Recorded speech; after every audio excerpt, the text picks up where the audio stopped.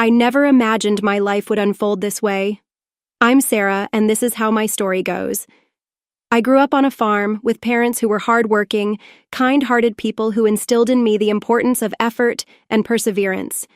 From the moment I could walk, our days began long before sunrise, caring for the animals and crops.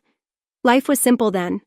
I'd go to school, return home, and help out with farm duties. Weekends were reserved for family and tackling household tasks. I didn't know any other life, and I was content with that.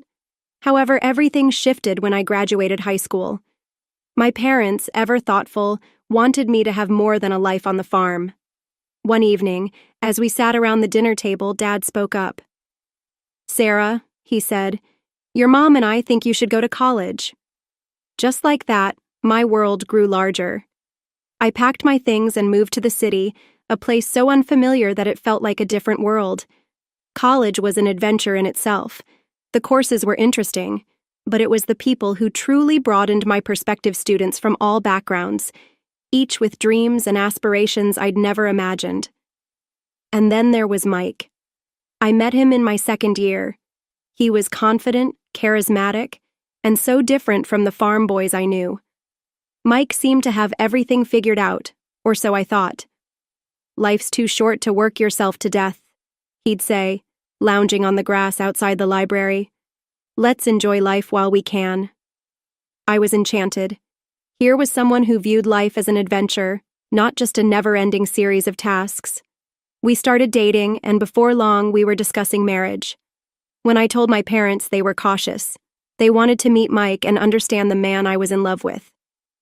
"He seems nice enough," Dad said after Mike's first visit to the farm.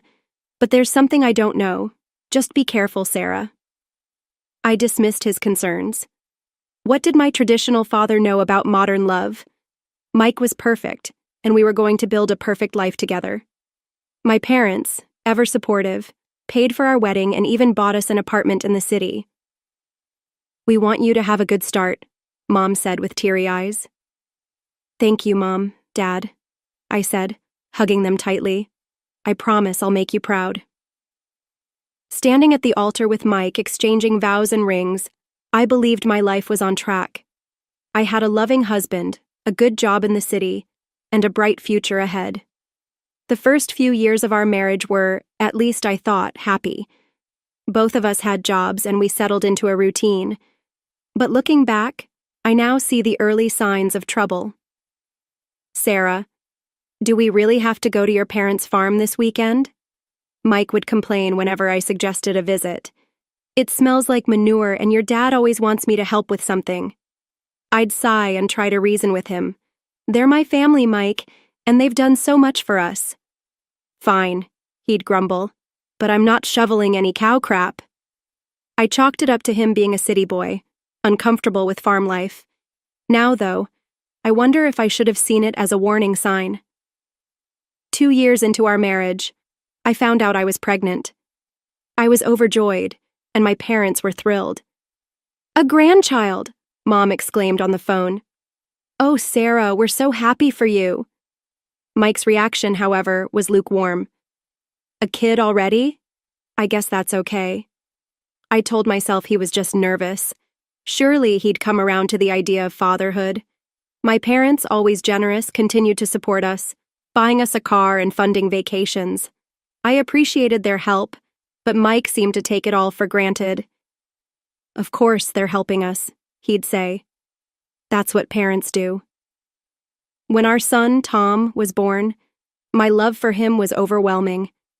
But Mike, though he tried, never seemed to connect with fatherhood the way I had hoped. "Can't you keep that kid quiet?" He'd grumble when Tom cried at night. "Some of us have to work in the morning." I held my tongue, reminding myself that we were both adjusting to this new chapter in our lives. Life went on. We visited the farm when we could, though Mike's reluctance grew with each trip. "Your dad asked me to help fix the tractor again," he'd grouse. "I'm not a mechanic, for Christ's sake." I'd watch my dad and Mike working together, well-stained and sweaty. Dad would be patient, explaining step by step while Mike would grimace and fumble with the tools. Then tragedy struck. Within a year, both my parents passed away. I was devastated. "They're gone, Mike," I sobbed into his shoulder. "I can't believe they're gone." He patted my back awkwardly. "It'll be okay. At least they left us the farm." His words jolted me. The farm, my family's legacy, and all Mike could think about was what we'd inherited. In the midst of my grief, Mike dropped a bombshell. "We should sell the farm," he said one night over dinner. "We could buy a big house in the city, live like kings." I wanted to argue, to fight for my family's legacy, but I was tired, worn down by grief and the demands of motherhood. And wasn't a wife supposed to support her husband's decisions? "Okay," I said quietly, "if you think it's best."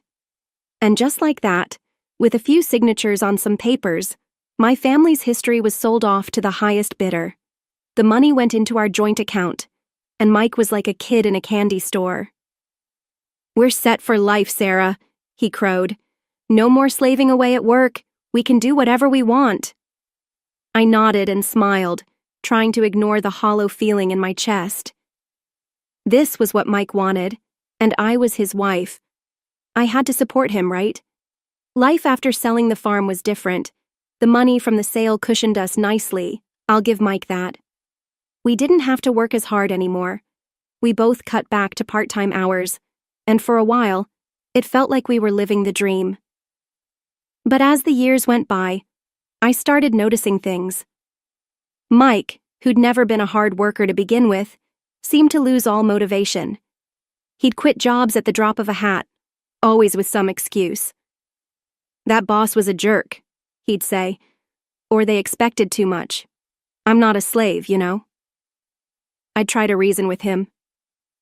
"Mike, we can't live off the farm money forever.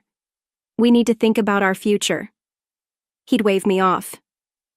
"Relax, Sarah, we're set for life. Why work ourselves to death?"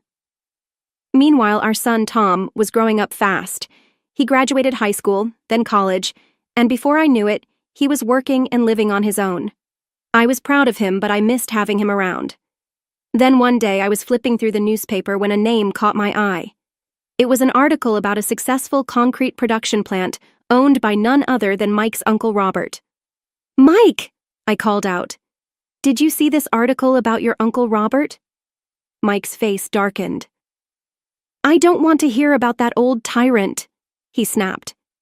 I knew the story, or at least Mike's version of it, how his parents had died when he was young, leaving him in the care of his uncle, how Robert had been overbearing and controlling, trying to force Mike into the family business. He never listened to what I wanted, Mike had told me years ago. It was always about what he thought was best, so I left, started my own life. Looking at Mike now, lounging in his robe at 2 p.m, I couldn't help but wonder if there was more to the story. Maybe it's time to make peace," I suggested gently. "It's been years, Mike. People change." Mike's reaction was explosive. "Make peace with that control freak? No way in hell, Sarah, drop it." I let it go, but the incident left me unsettled. There was so much anger there, so much resentment. It made me wonder what else Mike was carrying around, what other parts of himself he was hiding. It was a quiet Sunday afternoon when I overheard Mike on the phone. His tone was sharp and dismissive. "I don't care about his life, and it's none of my business," he said coldly before hanging up. My curiosity got the better of me.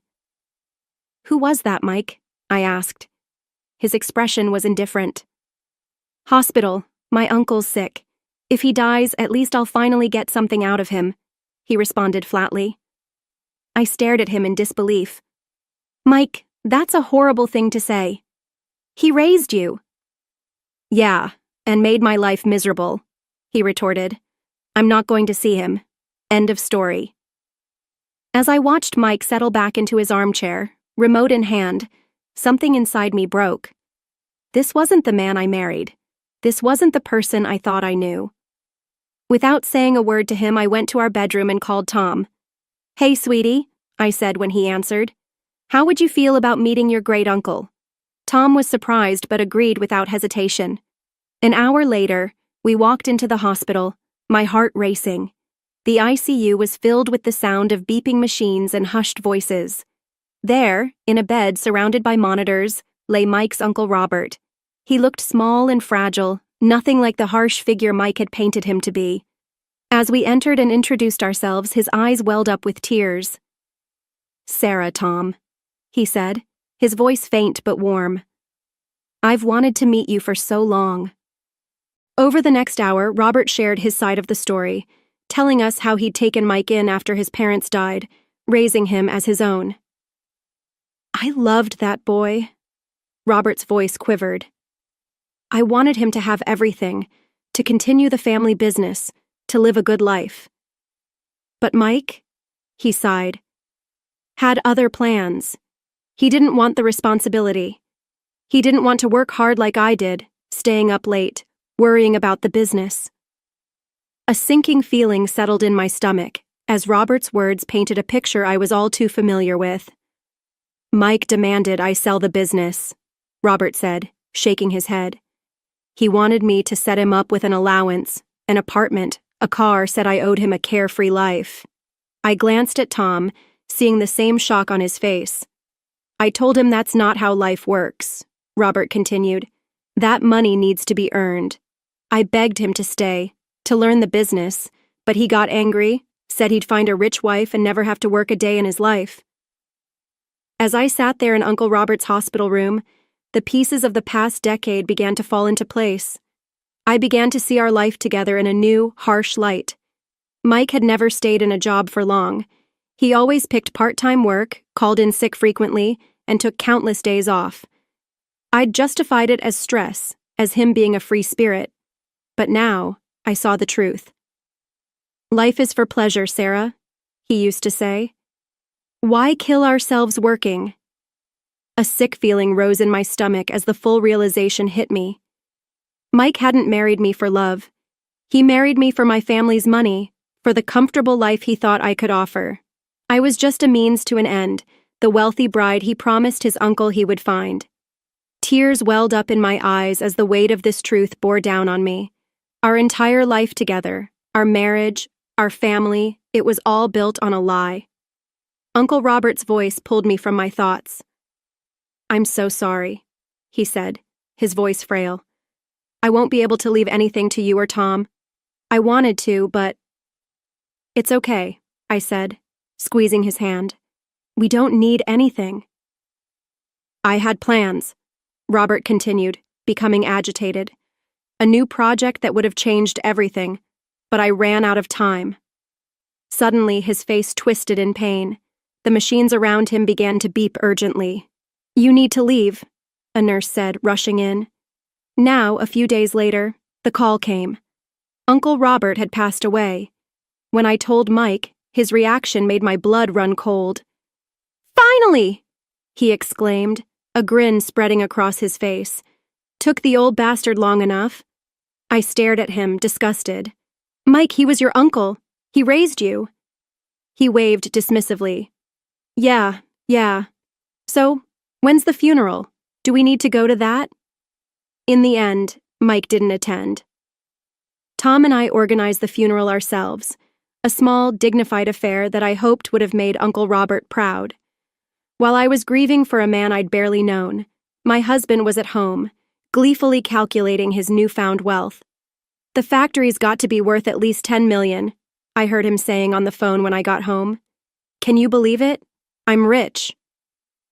I watched him strut around our house, boasting about his inhasarance, and felt nothing but revulsion. This wasn't the man I thought I'd married. This was a stranger wearing my husband's face. And then things got worse. "You know, Sarah," Mike said one evening, his eyes cold, "you're getting kind of old for me. I think I'm ready for an upgrade." I couldn't believe what I was hearing. "Excuse me?" He shrugged, not even bothering to look ashamed. "You heard me. I'm rich now. I can do better." Over the next few weeks, Mike's behavior became increasingly erratic. He'd stay out late, coming home in the early hours, reeking of booze and perfume. More than once, I spotted lipstick stains on his collar. Each time I confronted him, he'd brush me off, Mind your own business, he'd sneer. You should be grateful I come home at all. As I lay awake one night, listening to Mike stumble in at 3 a.m., I realized something had to change. I couldn't keep living like this. I deserved better, but more importantly, I needed to know the truth about everything, about Mike, about the Innocents, about the life I thought we'd built together. One morning after another night of Mike stumbling in at dawn, I'd had enough. "Where were you?" I demanded, my voice shaking with anger and hurt. Mike smeared his bloodshot eyes, narrowing. "None of your damn business, Sarah. You should be grateful I come back at all." I recoiled as if I'd been slapped. Grateful? Is that what you think our marriage is? He ignored my question, instead fixing me with a calculating look. "Say, how much is left from your parents' Innocents? We must have some savings, right?" The sudden change of topic threw me off guard. "What, Mike?" "We've spent it all. The accounts are empty." His face twisted into an ugly mask of disgust. "Empty? You've got to be kidding me." He paced the room, muttering to himself, then he turned back to me, his eyes cold. "Well, I guess that's it then. I'm done here. Done with you." Before I could respond, the front door opened. Tom walked in, his eyes widening as he took in the scene. Mike's demeanor changed instantly. He plastered on a fake smile and approached our son. "Tom, my boy, just the person I wanted to see. I need you to sign something for me." He produced a document from his pocket, thrusting it at Tom. "It's just a formality. You're renouncing any claim to Uncle Robert's estate. Since there's no will, it all comes to me anyway." Tom glanced at me, confusion clear on his face, but after my nod, he took the paper and signed it without hesitation. Mike's grin was triumphant as he snatched back the document. Then, as if a switch had been flipped, he turned back to me, all pretense gone. "I want a divorce," he announced, his voice cold and flat. "I never loved you, Sarah. I just tolerated you for your parents' money, but now I'm rich. I don't need you anymore." The words hit me like physical blows, even though I'd suspected, hearing it laid out so brutally. "I'm moving to Uncle Robert's house," Mike continued, already pulling out a suitcase. "Don't try to contact me. It's over." And just like that, he was gone. 30 years of marriage packed away in a suitcase and walked out the door. I stood there frozen, trying to process what had just happened. It felt surreal, like a bad dream I couldn't wake up from. "Mom?"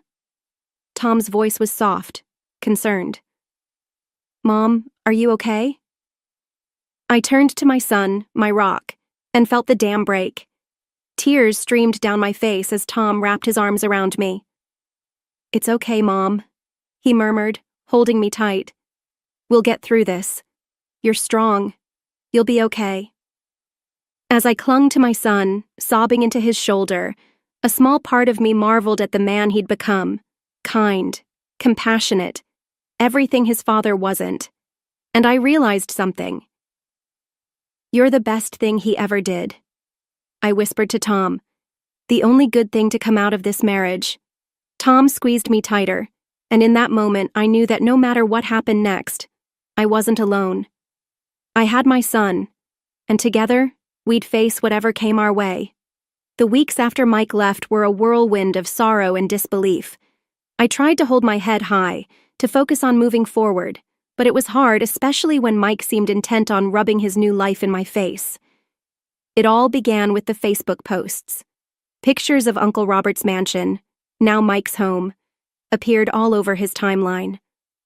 I tried to ignore them, to focus on healing, but then the photos took a different turn. A young woman started showing up in them, blonde, beautiful, and barely older than our son.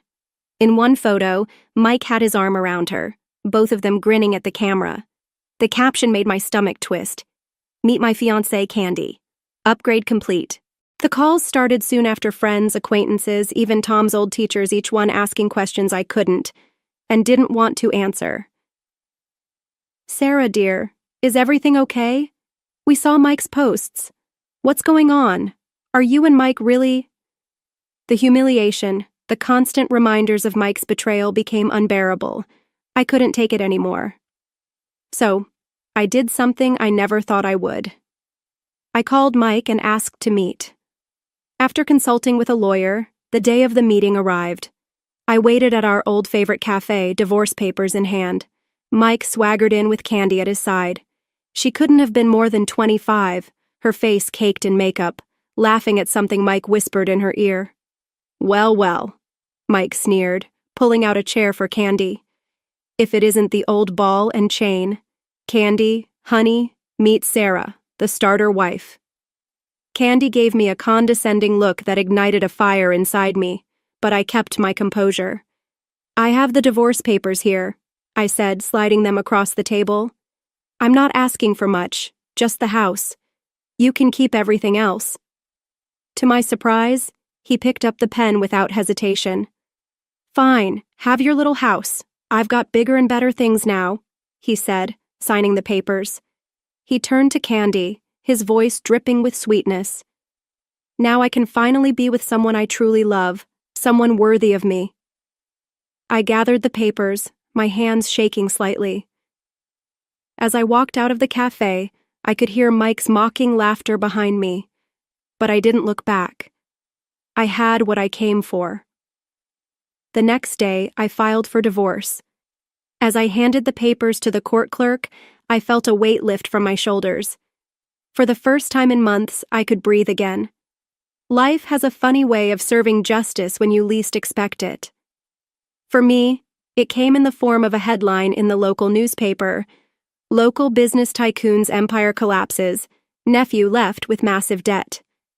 It turned out that Uncle Robert had taken out a huge loan just before his death, hoping to expand the business. He'd mentioned a new project during our visit, but Tom and I hadn't fully understood the implications at the time. Now, it all made sense. I watched from a distance as Mike's new life fell apart. He sold the factory, the mansion, the cars, everything, and still found himself buried under nearly $1 million in debt. The icing on the cake? His young bride, Candy, packed up and left as soon as she realized Mike wasn't the wealthy catch she thought he was. I won't deny it. There was a part of me that felt a twinge of satisfaction. It seemed that karma had finally caught up with Mike. Then, one rainy evening, there was a knock at my door. I opened it to find Mike standing there, looking nothing like the smug, wealthy man who had walked out on me months ago. He was disheveled, his eyes bloodshot and desperate. "Sarah," he said, his voice cracking, "I've been such a fool. I see that now. Please, can we talk?" Against my better judgment, I let him in.